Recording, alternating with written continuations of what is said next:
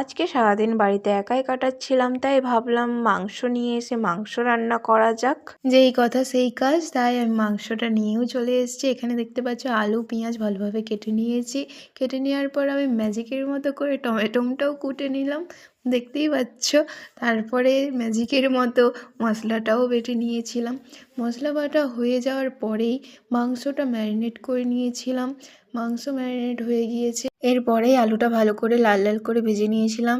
আলু ভাজা হয়ে যাওয়ার পরেই গোটা গরম মশলা পেঁয়াজ ভালোভাবে ভেজে মাংস তুলে দিয়েছিলাম। মাংসটা ভালো করে কষাতে দিয়ে দিয়েছি, তার সাথে ধনেপাতা ও টমেটোটাও দিয়ে দিয়েছিলাম। একটু নুন দিয়ে নেড়ে চেড়ে চাপা দিয়ে তার কিছুক্ষণ পরে আলু ভাজাটাও দিয়ে কষিয়ে নিয়েছিলাম। দেখতেই তো পাচ্ছ আমাদের হাফ রান্না রেডি হয়ে গেছে।